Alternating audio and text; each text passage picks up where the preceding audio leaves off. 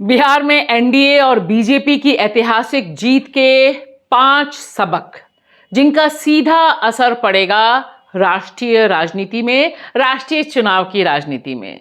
इसमें सबसे बड़ा लेसन ये है कि मोदी जी हैं तो मुमकिन है, सब कुछ मोदी जी करवा सकते हैं। दूसरा सबक, सांप्रदायिक राजनीति ही चुनावी जीत का मूल मंत्र है। मिसाल के तौर पर बिहार ने गोभी खेती पर मुहर लगाई, यह कहना असम के कैबिनेट मिनिस्टर का message down the line clear है। और इसी का हिस्सा है एसआईआर का शुद्धिकरण और घुसपैठिए का खौफ। और तीसरा सबक है कि देश की पॉलिटिक्स से क्षेत्रीय पार्टियों का खात्मा शुरू। नीतीश कुमार जीतने के बाद उनकी पार्टी यह ट्वीट करती है, एक्स प्लेटफॉर्म पर डालती है, भूतो न भविष्यते, नीतीश कुमार बिहार के मुख्यमंत्री थे, हैं और रहेंगे, और फिर डिलीट करती है। और चौथा सबक, विपक्षहीन लोकतंत्र ही हिंदू राष्ट्र की स्थापना की तरफ मार्ग प्रशस्त कर सकता है। और पांचवा सबक सबके सामने है, साम दाम दंड भेद, कुछ भी कर जीत हासिल करना ही सबसे बड़ी नैतिकता है और इसके लिए सारे तंत्र को मुट्ठी में रखना बीजेपी को आता है। नमस्कार दोस्तों, मैं आपकी दोस्त भाषा, आप देख रहे हैं बेबाक भाषा पे 2 टूक कार्यक्रम। बिहार में बीजेपी ने जो ऐतिहासिक जीत हासिल की है उसका सबक क्या है, राष्ट्रीय राजनीति में उसका असर क्या पड़ेगा या पड़ना शुरू हो गया है, इसे खंगालना बहुत जरूरी है। क्योंकि देखिए, हम भी दिल से मानते हैं कि मोदी हैं तो मुमकिन है। जिस तरह से बिहार को अंततः 11 साल के शासन के बाद मोदी जी ने फतह किया, सबसे बड़ी राजनीतिक पार्टी के तौर पर बीजेपी आखिरकार बिहार में अपने पैर जमा पाई, इसका 100% क्रेडिट सिर्फ और सिर्फ मोदी जी को जाता है। हालांकि उनके चाणक्य बिहार में अमित शाह जी यानी देश के गृह मंत्री बने रहे, लेकिन नाम और सिक्का तो मोदी जी का ही चलता रहा। और अब देखिए, पूरे देश में तकरीबन यह लकीर स्थापित हो रही है कि मोदी जी किस भी भाषा में बोलें, कुछ भी कहें, जनता तक उनका असल संदेश पहुंच जाता है। और बिहार में जिस तरह से उन्होंने कट्टा, रंगदारी, जंगल राज, लड़कियों को उठा ले जाना और भी ना जाने क्या क्या रील आदि इत्यादि का दावा किया, उसका सीधे असर पड़ा। और बेरोजगारी से त्रस्त, भुखमरी से त्रस्त, बेरोजगारी से त्रस्त सब लोगों ने मोदी जी को छप्पर फाड़कर वोट दिया और उनके सपने को पूरा कर दिया। इसलिए देश की राजनीति में अब यह स्थापित करने में भक्तों को देर नहीं लगेगी कि मोदी जी हैं तो सब कुछ मुमकिन है।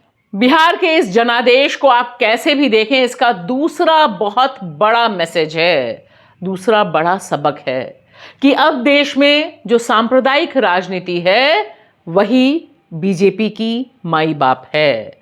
उसी की राह पर आगे चलकर बीजेपी इस तरह से जीत हासिल कर सकती है। असम के हेमंत बिस्वा शर्मा की सरकार में कैबिनेट मिनिस्टर अशोक सिंघल का यह एक्स प्लेटफॉर्म पर डालना कि बिहार अप्रूव्स गोभी फार्मिंग सीधा मैसेज है। क्योंकि गोभी फार्मिंग, जिनको नहीं पता मैं उनको बता देती हूं कि बिहार के भागलपुर में जो कत्लेआम हुआ था उसमें मुसलमानों को कत्ल करके गाड़ दिया गया था खेत में और उसके ऊपर गोभी उगा दी गई थी। इसे गाहे बगाए बीजेपी वाले, आरएसएस वाले याद करते रहते हैं और मुसलमानों को डराने के लिए सबसे बड़ी यही तस्वीर इस्तेमाल होती है। और इसका जिस तरह से इस्तेमाल किया है अशोक सिंघल जी ने, वह बता रहा है कि आगे आने वाले दिन कितने ही अच्छे निकलने वाले हैं। और इसी के साथ साथ देखिए, गृह मंत्री देश के चाणक्य अमित शाह जी का यह बयान कि एसआईआर का शुद्धिकरण और घुसपैठिए के खिलाफ उनका युद्ध कैसे चलता रहेगा, वह भी क्लियर इंडिकेशन है कि मुसलमानों को दोयम दर्जे का नागरिक बना के खौफ में रखकर ही बीजेपी देश में शासन चला रही है और चलाती रहेगी। बिहार में बीजेपी की जीत, एनडीए की जीत का एक क्लियर मैसेज है कि देश की पॉलिटिक्स से क्षेत्रीय पार्टियों का खात्मे का दौर शुरू होगा। हालांकि बिहार में बीजेपी जीती, नीतीश कुमार के कंधों पर है, उन्हें आगे रखा है, लेकिन जिस तरह से इस जीत के बाद नीतीश कुमार की पार्टी जनता दल यू ने एक्स प्लेटफॉर्म पर यह डाला मैसेज, भूतो न भविष्यतः नीतीश ही मुख्यमंत्री थे, हैं और रहेंगे, और उसके बाद इसे डिलीट करना पड़ गया। उसने मैसेज क्लियर दे दिया कि मोदी जी ही उनके माई बाप हैं और फाइनली वही डिसाइड करेंगे कि बिहार का मुख्यमंत्री कौन होगा। दरअसल जो क्षेत्रीय पार्टियां मोदी जी के साथ या बीजेपी के साथ जाती हैं, उनका भविष्य इसी तरह का है। इसे महाराष्ट्र में भी हम देख चुके थे और बिहार में भी देख रहे हैं।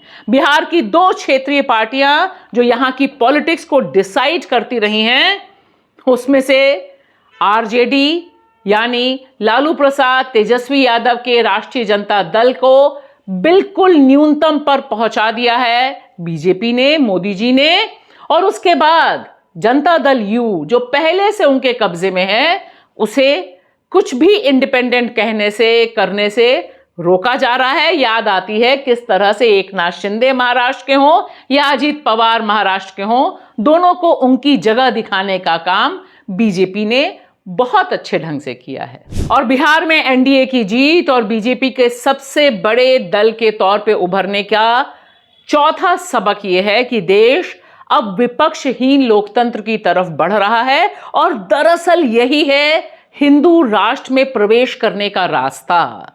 जिस तरह से तस्वीर सामने आ रही है उसके दो पहलू हैं। सबसे पहले वोटरों यानी मतदाताओं के दिमाग में यह डाल देना कि जो पावर सेंटर में है, यानी जो पॉलिटिकल पार्टी, यहां पर मोदी जी की सरकार को लीजिए कि मोदी जी की सरकार केंद्र में है, वही सरकार अगर राज्य में होगी तब डेवलपमेंट होगा, तभी वहां के लोग जी पाएंगे। और यह एक बड़े पैमाने पर अलग अलग जाति वर्ग के लोगों के दिमाग में इसे डाल दिया गया है।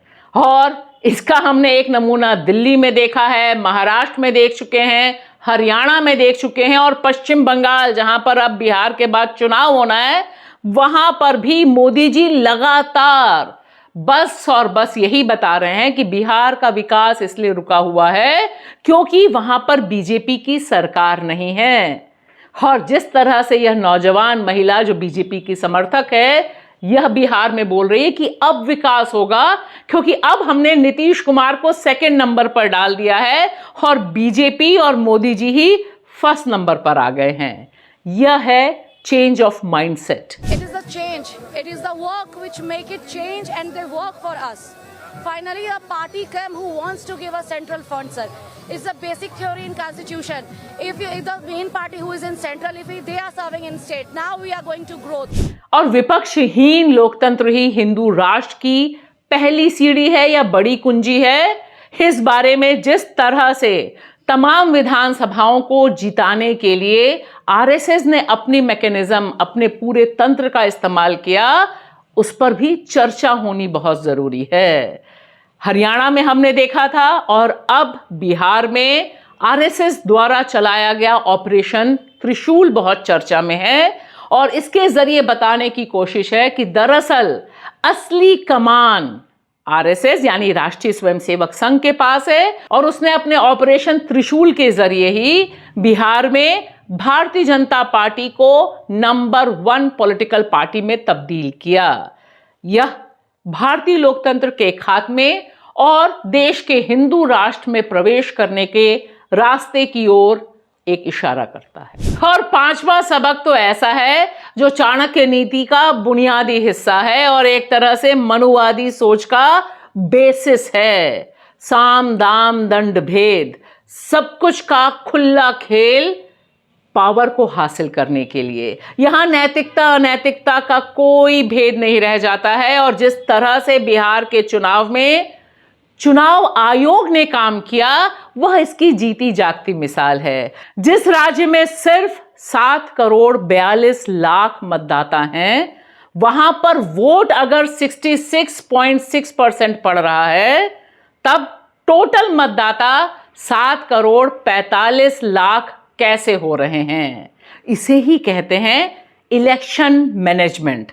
और यह जो मंत्र है मोदी जी के पास और मोदी जी के तंत्र के पास, इसका कोई काट नहीं है। अब देखना यह बहुत दिलचस्प रहेगा कि बिहार के इन परिणामों के यह 5 जो सबक हैं, इनका इंप्लीमेंटेशन किस तरह से, इनका क्रियान्वयन किस तरह से अभी आने वाले समय में पश्चिम बंगाल में होता है, असम में होता है और तमिलनाडु की विधानसभा चुनाव के दौरान होता है। तब तक हम सबको बस एक स्वर में कहना चाहिए, मोदी जी हैं तो सब कुछ मुमकिन है। शुक्रिया।